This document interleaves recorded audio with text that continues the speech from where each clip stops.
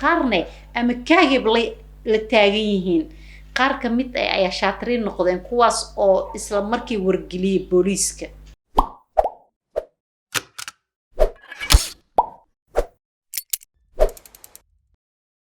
السلام عليكم ورحمة الله وبركاته. أصحاب تقاليدها ولا شيء نزيو إذن الله. أنا وعافمات قواينك مية عافمات قبتين. أنت إنك حنوصل رب سبحانه وتعالى هاي عافيه. أنت عافمات كيستن الله سبحانه وتعالى ها أزياديو. أنت إنك لمطين إلهها ونحرسته. مرمي صلهات. هدي حفلة أروس اعتماده. حفلة أطلق كلهم تضد إزدلايو. نركز كجحجحايو. oo markay hadlaan xataa soodkooda aan ahayn sood bini aadan maxaa isla markii kugu soo dhici lahaa in aad sameyso waa muhiim ila wadaag fikirkaaga miyaad carari lahayd askar miyaad wici lahayd mise in wax qayaali meeshan ka socdaan ayaad ku fikiri lahayd waxbad saami iyo saara waa aroosad iyo aroos oo habeenka arooskooda la kulmeen mucjiso arooska iyo aroosada sida ogtihiin markay kugu soo dhaco aroos ama laga waco sida arooska iyo aroosada aroos marba haduu dhacayo xaflad aroos waxa ka soo qayb galo laba familka gabadha iyo familka wiilka kuwaas oo soo kala raaca hadana asxaabtaas oo ah familka gabadha kuwa ka socdo iyo familka wiilka kuwa ka socdo badana aroosyada waxa iskugu imaado rag iyo dumar ragga ayaa badankood wixii ay ku fikiraan in ay caaw xafladan kala soo dhaxbixi doonaan ama ay ka soo baro doonaan gabdhuhu kama liitaan ayagana waxay qaarkood ku fikiraan in ay ayagana soo bartaan wiil ay xafladaas caaw ku soo aragtay ayagu isku imaatankooda nin walba fikrad ayuu wata qaarkood ayaa waxayba fikradooda tahayba inay bacaaw iska soo baashaalaan ay meeshan u tagaan muusikadaas la garaacayo oo kaliya in ay nafis soo qaataan qaar ayaa waxay u imaadaan xishmad ay xishmadeynayaan gabadha ay ku weyn tahay ama wiilka uu ku weyn yahay isku soo wada duuduub mar haddii aad tahay marti lagu casuumay waa in aad ka qayb gashaa meesha lagu casuumo marka tagto ayaaba iridda marka istaagtay waxaaba la kulantayba wax aan macquulba ahayn laakiinse wax walba Allah subhanahu wa ta'ala wuu awoodaa in uu sameeyo tani laakiin waa mucjiso arooskaas oo loogu magac daray arooskii jinka laakiin maahan arooskii jinka ee waa aroos mucjiso ka dhacday badankooda dadka masaarida markay aroos sameysanayaan ama ay farxad ay qabaan farxad walbo marka ugu horeyso oo ay soo galaan dadka martida waxa lagu soo raac cabitaan Pepsi ama cabitaanka gasiciisan laakiin arooskan ma aysan ka jirin waxaaseeto oo waxaaba ka dhacaybo in martida lagu soo raac cabitaan loo yaqaan timir hindi oo ah cabitaanka la qaso bin aadan meel iskugu imaado waa ogtihiin waana taqaaniinay isla markii ay waxay isla dhaxmareenbo maxaa meesha ka jiro cid maxaa faqiir miya maxaa cabitaanka la siinayo iyo waxyaabo aan loo baahneen dadka waa iska hadal badan yihiin sida wada ogtihiin si kastaba ha ahaatee ayuu la yaaban cabitaanka ayaa waxa u sii dheereedbo inta cabitaanka cabtay in ay hal mar dhulka ku daataan kadibna ay soo kacaan ayagoo shakhsiyad kala leh dil iyo dagaal iyo qaylo iyo dhar iska jixjixid ayaa meeshii hal mar wada qabsatay qaar ka mid ahaa martidii oo markaas ayagana ay cusbaayeen oo imaadeen ay hal mar waxay indhahooda qabteen dad ku dhawaad 50 qofood oo nin iyo naagba isdilaayo tabartaadii ku ciilin ka dhacday kama marno aroosada iyo arooska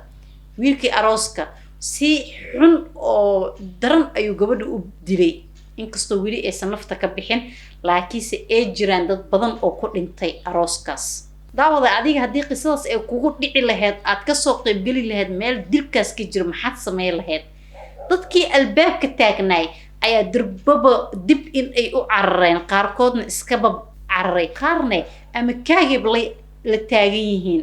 qaar ka mid ah ayaa shaatiriin noqdeen kuwaas oo isla markii wargeliyay booliiska dhacdada markay ku haysato haba ka suginbo meel walba oo joogo in uu surco kuugu imaado mar xaaladda isku xumaatay ayuu yimid oo dilkiina wili uu socdo booliska keligood ma imaanin waxaaba isla markii arrinta ogaadeen saxaafadda oo isla saxaafadiin way ka soo qayb gashay arrintaas arooska maalin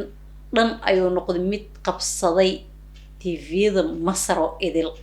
isla dhacdadan argagaxa badan ay wixii ka dhacday xaafad lagu magacaabo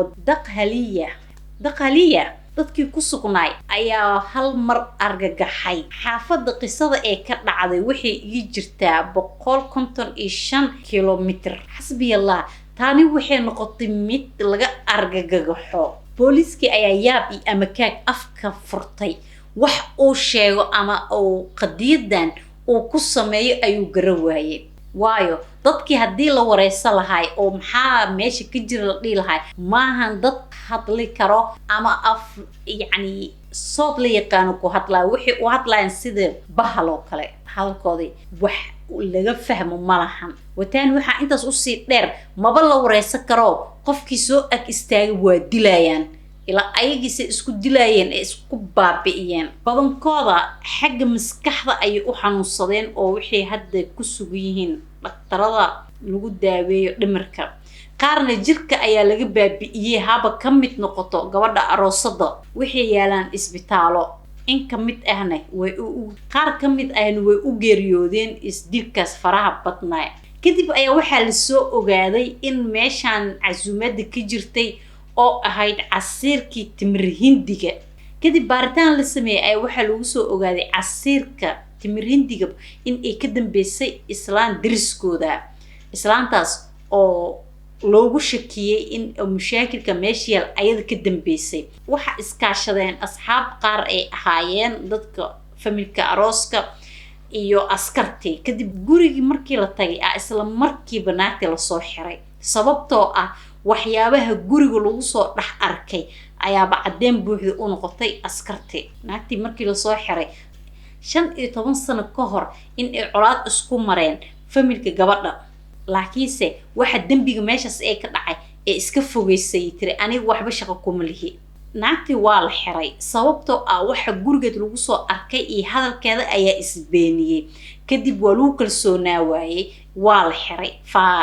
baaris kadibna waxa la ogaaday in ay reerkan sixir ay u adeegsatay ay gabi ahaan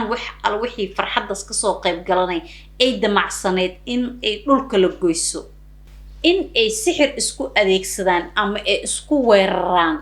ama ay isku dhibaateeyaan maahan tii ugu horeysay dhacdadan ee waa arooskii ugu horeeyay ee masiibo qabatay waxay la yaaban yihiin qoftaan in ay ku fikirto dadka intaan la eg in ay hal mar dam ka siiso ama ayba nolosha dhaafiso laakiinse dhaqankooda haday uqdad isku qabaan iyo haday isleenayaan maahan dad qoryo isku qaato ama dagaal foolka fool isku la dagaalo ee mar walba waxay isku adeegsadaan sheedaanka jini ee ayaga aaminsan yihiin ayada ay haddana afkeeda waxay ku sii qiratay colaad duugooday in ay cidaan kala dhaxeyso kadib waxa suurtagal weysay in ay xuriyadeeda hesho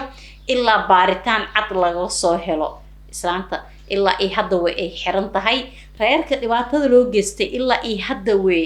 la ildaran yihiin mushaakilkii loo geystay isla naagta saaxirada markay qiratay in ay colaad dheer dadkan kala dhaxeysay ayaa lagu dhiiri waayay in banaanka loo soo deeyo ilaa dambi baaris buuxo looga helo mooyaane sidaan ayaa ah qiso aad iyo aad u xanuun badan xaafadda ee ka dhacday ayaan wixii ii jirtaa 155 kilomitir ka xasbiyeyso balaayada adduunka ka jirto barta aad joogtidna ku xasbiyeyso hadaa hore iila joogto oo ku mahadsantahay daawashada fiidiyoga haddii aad igu cusub tahay fadlan subscribe dheh channelku waa channelkaaga furga bareelka si uu ku dhaafin wax walba aniga aan soo dhigo like-ta waa ii muhiim ee ha iga iloobin kumandiga mar walba waxaan ku dhaawaa adiga ra'yigaaga soo qor ra'yigaaga anigana aan arko waa ii dhiirigeline qiso lamid ah ku kulmi doonana waa ziyo idin leh is xisaabiyo inta aan la xisaabinin ka hor